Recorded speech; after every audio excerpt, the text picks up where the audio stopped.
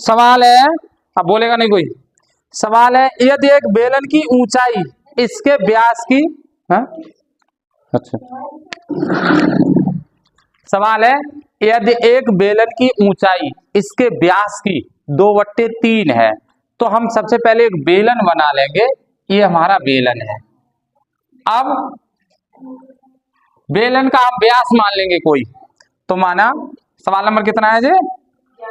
11। माना बेलन का व्यास ऐसा मानेंगे जो कट जाए, आधा हो जा रहे हैं 2r, क्योंकि त्रिज्या आधी होती है। तो ये हो गया हमारा 2r। तो त्रिज्या इसकी हो गई यहां से यहां तक r। जी क्यों बोल रहे हो? तो त्रिज्या कितनी हो गई?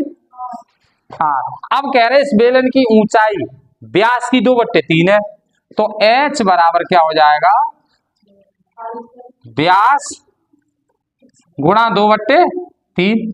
व्यास है 2r इंटू 2/3 अर्थात 4/3। अब ये कह रहे हैं कि इस बेलन का जो आयतन है वो 4 सेंटीमीटर त्रिज्या के गोले के आयतन के बराबर है। अर्थात बेलन का आयतन बराबर 4 सेंटीमीटर त्रिज्या के गोले का आयतन, यानी ये बराबर है, ये थोड़ा ऊपर लिख दो 4/3, समझ में आर। अब बेलन का आयतन क्या बताया हमने? पाई r स्क्वायर h, और इसका होता है 4/3 पाई और त्रिज्या का क्यूब, यानी त्रिज्या कितनी है? 4 क्यूब। तो यहां से अभी काट देंगे, देखो पाई से पाई कट गई। अब r स्क्वायर और h का मान यहां से रख देंगे 4/3 r, और ये आपका हो जाएगा 4/3 4 का क्यूब। तो ध्यान से देखेंगे, ये 4 से 4, 3 से 3, r स्क्वायर और r कितनी हो गई? r क्यूब बराबर 4 का क्यूब। घात से घात कट जाएगी, तो r बराबर 4, यानी हमारी त्रिज्या निकल आई 4। यही पूछा था कि त्रिज्या बताओ। समझ में आ गया? बता रहोगे? बता लो। सवाल है, यदि गोले की त्रिज्या 3 गुनी कर दी जाए। क्या है? गोले की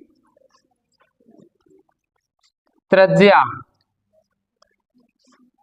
3 गुनी कर दी जाए, यानी अगर r है तो 3r कर दो, 3 गुनी कर दी जाए, तो नए गोले के आयतन, तो नए गोले के आयतन तथा वास्तविक गोले तथा वास्तविक गोले के आयतनों का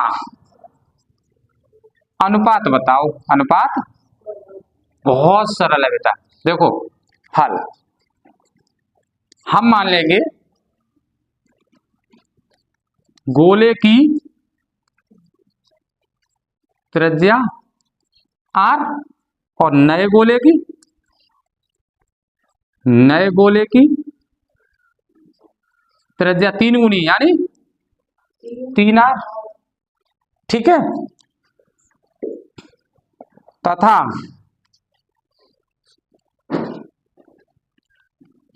गोले का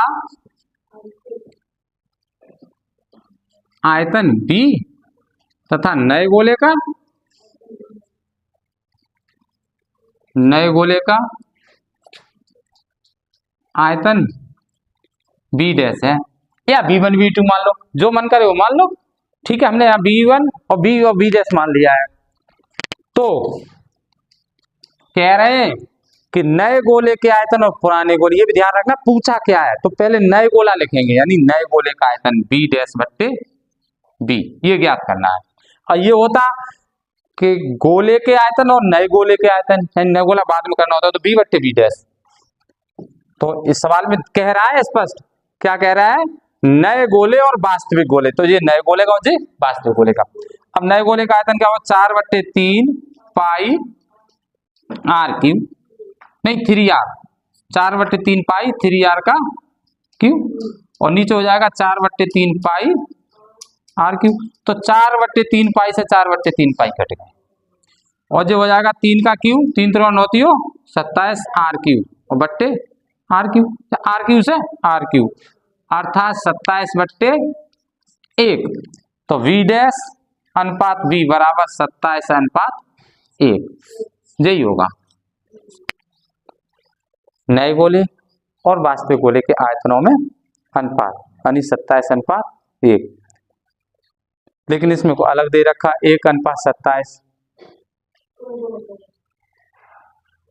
इसमें पूछा है उन्होंने उल्टा निकाल दिया है, जो सवाल पूछा वो थोड़ी किया, ठीक है।